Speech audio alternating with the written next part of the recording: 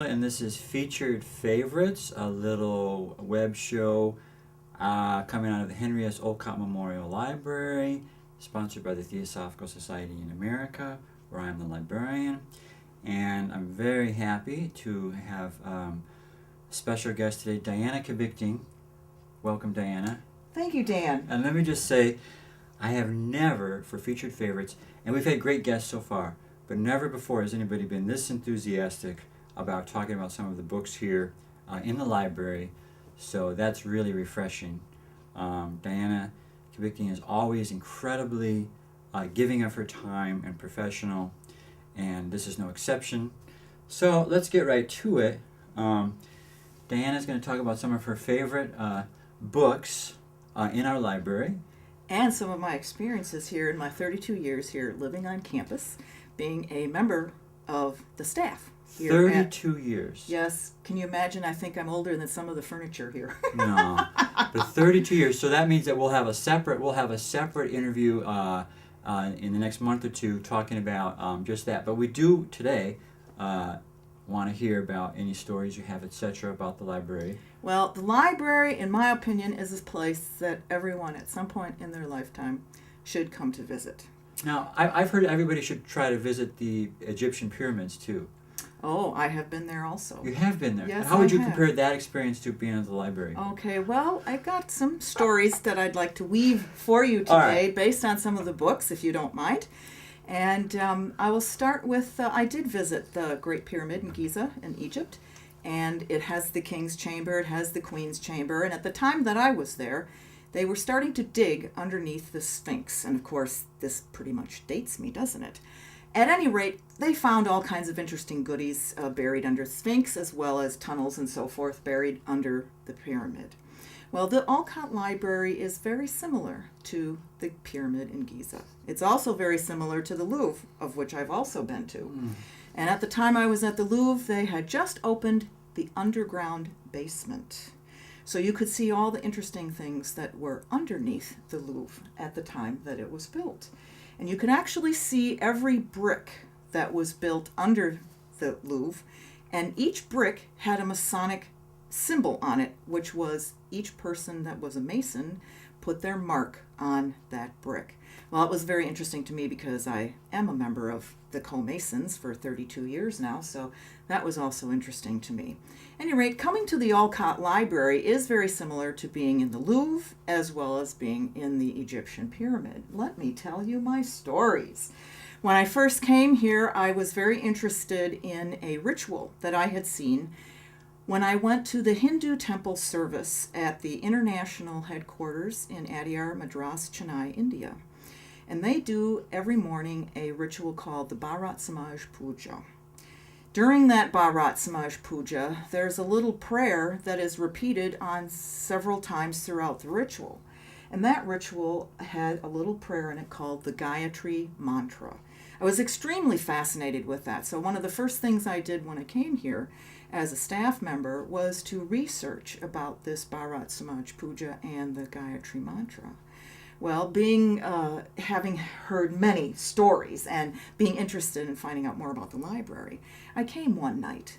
Olcott staff members who live here were invited to come in the evenings at that time. And I sat in one of the large chairs, which we still have, and I would only take one book out at a time so that I would reshelve it exactly where it goes. I know how librarians are if you try to reshelve your book in the wrong place.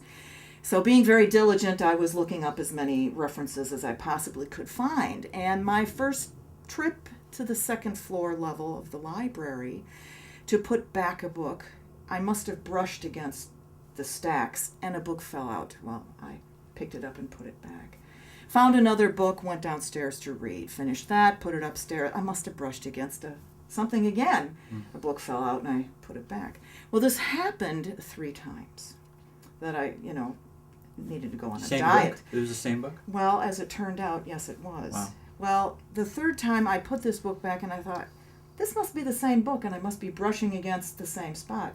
So the 4th time that I went up, this time I walked close to the railing, specifically away from the library books. Well, as I passed that area where I had reshelved that book just jumped out, fell on the floor, and opened up to a page. Well, you can't ignore that. I have heard all kinds of stories that when the student is ready, the teacher appears. Well, here it was. And there it was. The Bharat Samaj Puja opened right up to the Gayatri Mantra. And so that's one of my favorite books from the Olcott Library. You know, this is very strange. I guess these energies are still making these unique things happen because we just happen to have the two books that you mentioned right there. I don't know how this occurs, but yes. Say the name, please. Bharat Samaj Puja. Thank you. And the Gayatri Mantra. Both available to check out from the Henry S. Olcott Memorial Library. Oh, yes.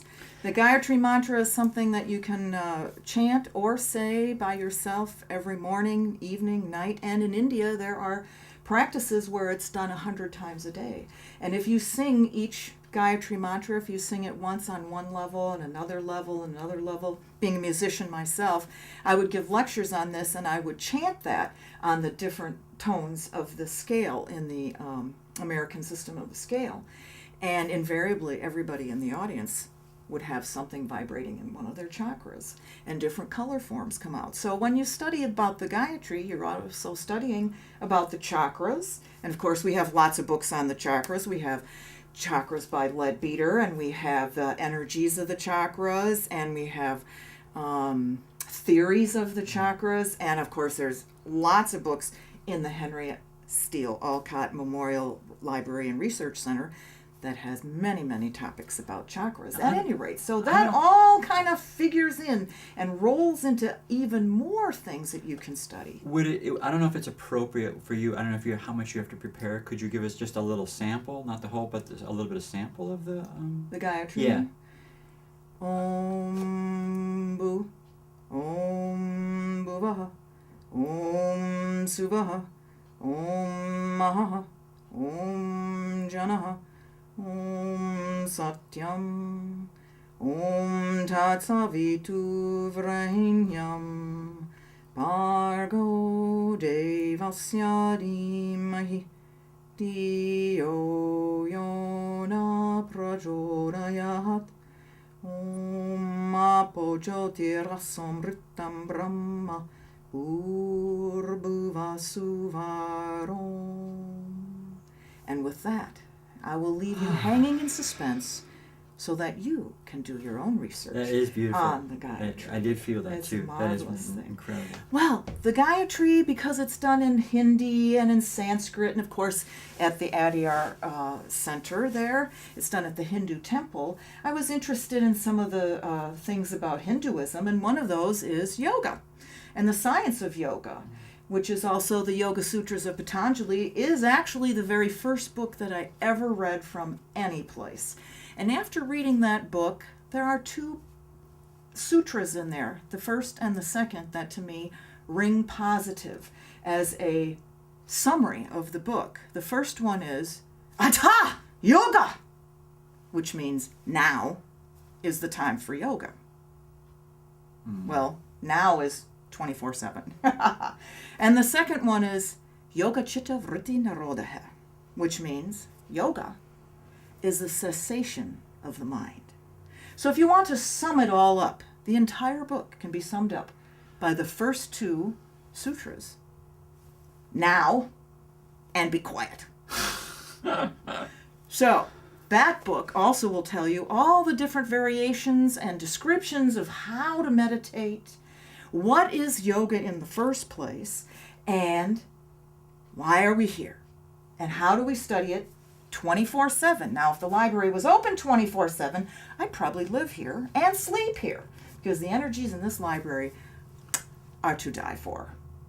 Which brings me to another section of books that I found in the library. Okay.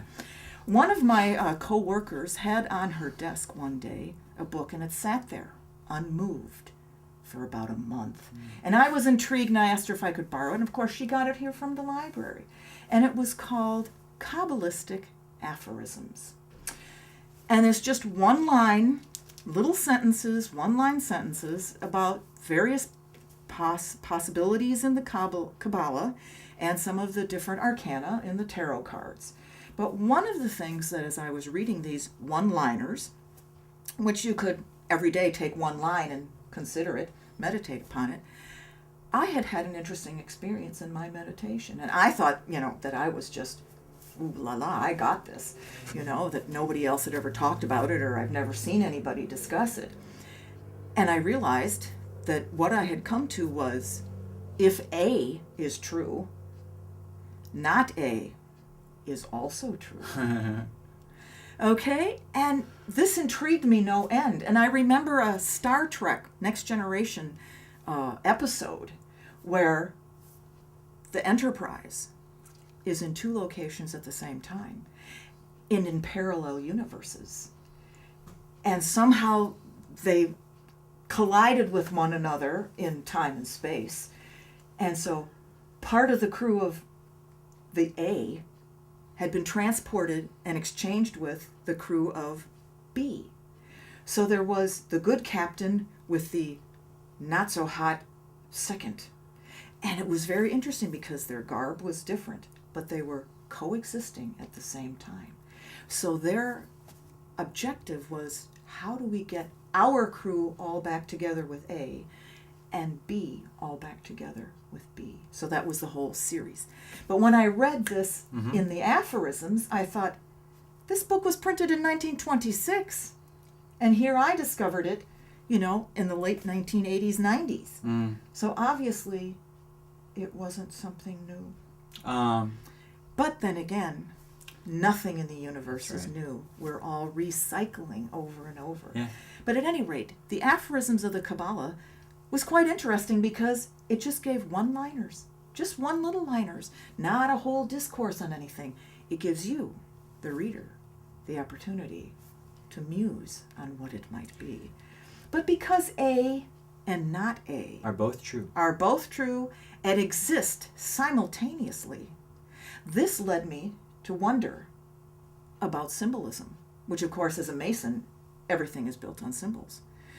One of my favorite symbols is the seal of the Theosophical Society, and we do have a book in our Henry Steele Olcott Memorial Library and Research Center about that book. Would this be... Now, another book that I found in a long row of books that I read on the shelf about Freemasonry was Born in Blood, and I was very interested because on the cover was one of the symbols of the Theosophical Society in our seal.